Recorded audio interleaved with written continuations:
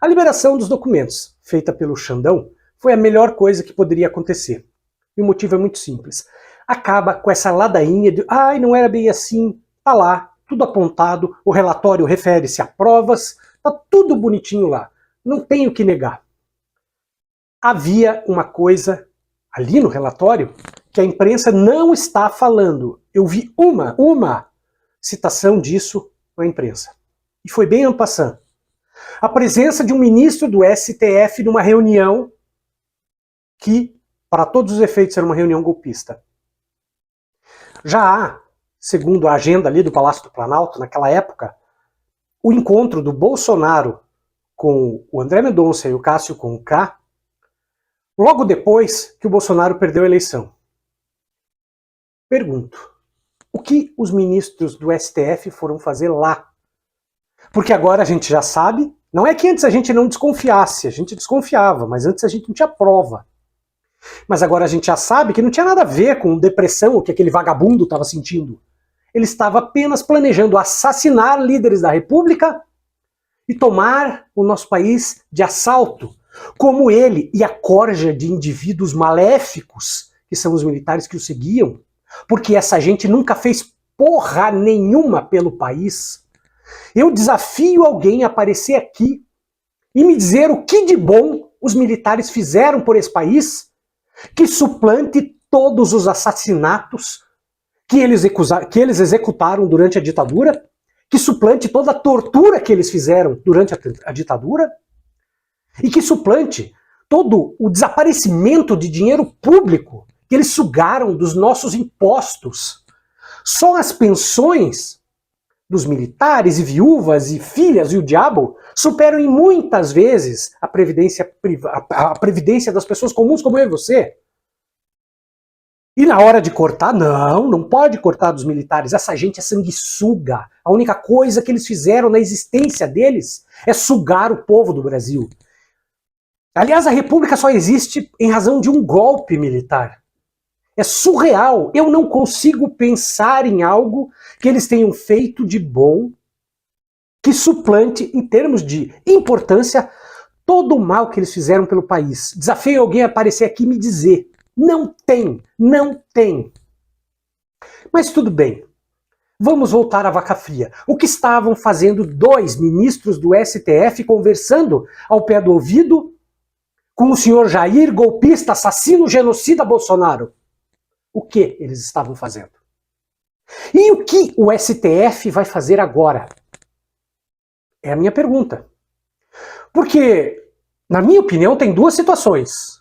Ou eles estavam lá, ouvindo tudo que o vagabundo do genocida estava falando, e levava para o STF, e aí ele fazia um papel de espião, ótimo, para desbaratar essa quadrilha de bandidos. Ou era o contrário.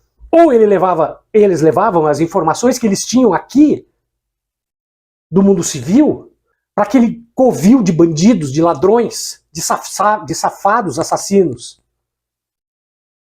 A palavra está com os dois ministros do STF. Expliquem-se, excelências, expliquem-se. Por favor, deem esse exemplo para a República Brasileira. Se expliquem o que vocês estavam fazendo lá, na companhia desse ser abominável. Jair Bolsonaro é um ser humano podre, apodrecido. Ele tem uma alma apodrecida. E já que vocês, ou bandidagem da extrema-direita, falam que a opinião não é crime, a minha opinião é que ele é um lixo. Ele é um lixo. Ele saiu do esgoto, a vida inteira não prestou para nada. Só para sugar. Olha o que ele fez na pandemia. Ele atrasou a vacina de propósito. Isso custou pelo menos 250 mil vidas. Pessoas que poderiam estar aqui brincando com os filhos, cuidando dos pais, ou vendo os netos. Mas ele preferiu, em nome de uma ideologia lixo, deixar essas pessoas morrerem. Quantas mortes o senhor acha? Cara, quem fala de eu não sou coveiro, tá vendo? Presidente, mais uma coisa. Não sou coveiro. Eu não sou coveiro, tá vendo? E muitas delas enganadas por ele. Porque ele dizia, não tome essa porcaria que você vai virar alienígena, que você vai virar, vai pegar AIDS, vai virar jacaré. E as pessoas não tomavam. Eu conheci pessoas que morreram em razão da burrice. E isso está debitado na conta desse... Está debitado na conta dele. Se a justiça dos homens não der conta, eu sei que esse desgraçado já tem o lugar dele resolvido no inferno. Do lado de Hitler, do lado de Stalin, do lado de toda essa corja que não preza pela raça humana, que só se utiliza do ser humano pelo bem próprio. Esse cara se passa por cristão. Qual é o Cristo que ele acredita? Esse endemoniado. Qual é o Cristo que ele acredita? Porque Cristo não pegou nada disso, Cristo não pregou nada disso. Cristo pregava o bem, não pregava a morte, seu apodrecido, sua alma cinza. E agora você fica falando, ai não, mas a gente só estava pensando, não é crime de opinião. Opinião não é crime. Então quer dizer que você confessa que você tinha opinião, que você tinha vontade de dar um golpe de Estado, e que você e os seus bandidos ao seu lado colocaram isso em croquis. Ainda que fosse verdade, que fosse só opinião, você consegue entender como ele é apodrecido, porque ele já está reconhecendo? Sim, eu pensei em matar o Lula. Sim, eu pensei em decretar o estado de sítio, em dar um golpe. E você continua apoiando esse apodrecido? Essa alma cinza? Esse cara que ficará a eternidade no purgatório porque nenhum tanto de reencarnação vai servir para purgar o mal que ele fez aos seus iguais. Entenda isso, você crente, que acredita num lixo como esse e despreza o ensinamento que Jesus Cristo fez. Aonde você está com a cabeça? Aonde você está com a cabeça?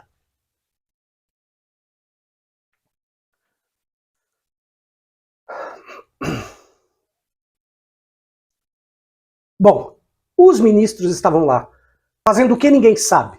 A imprensa não tem culhão para perguntar. Deveria ter. Porque eles têm a obrigação de ser transparentes com o povo dessa nação que paga os altos salários e os grandes benefícios que ele tem. Eles não estão lá para julgar as coisas em causa própria, eles estão lá para servir a nação, como qualquer funcionário público. O que me dá certo conforto é ter a certeza do seguinte: vai ser uma briga fratricida entre essa escumalha, porque o Bolsonaro está tentando tirar do dele e jogar para os caras. E os caras vão querer jogar no dele. E sabe por quê? Porque você, olhando tudo o que foi divulgado para a imprensa, você nota que eles queriam excluir o Jair Bolsonaro depois que desse o golpe, porque eles não confiavam e não gostavam do Jair Bolsonaro. O exército queria o Jair e o Jair queria o exército. O exército queria o golpe, mas não conseguia fazer golpe sem o Jair. O Jair queria o golpe, mas não conseguiria fazer sem o exército. Eles estavam mancomunados.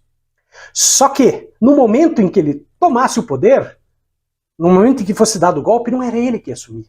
Era uma tal junta que convocaria novas eleições. Só que as eleições não chegariam em 1964. Aquele um dia, um ano, que durou 21. Porque não houve mais eleições. E esse lixo seria excluído. E agora, como ele sabe, porque eu já disse isso em outro vídeo, ele sabe aquilo que ele falava, aquilo que o Mauro Cid falava para ele. Mas ele não sabe aquilo que um falava com o outro. Mas ele vai ter lá a constatação de que os caras também não queriam ele. E aí ele vai ficar putinho, sabendo que ele muito possivelmente teria o mesmo fim do que aqueles caras que ele iria eliminar. Isso me dá muita satisfação. Isso me dá muita satisfação. E antes que você fique imaginando, ai, mas ele era um coitado, ele não era um coitado. Ele estava ali mancomunado para dar o golpe. Ele só não sabia que depois do golpe ele seria chutado e muito possivelmente pararia de existir. Porque é assim que essa escumalha trabalha. Pelo menos isso vai me fazer dormir tranquilo essa noite. Quero sinceramente que você me desculpe pela minha exaltação. Ela é sincera. O que você acha que vai acontecer a partir de agora? Eu acredito que o Xandão vai botar pelo menos uma tornozeleira desse vagabundo. E acredito sim que ele vai tentar fugir. Você acha que ele vai tentar fugir? Escreve aí nos comentários.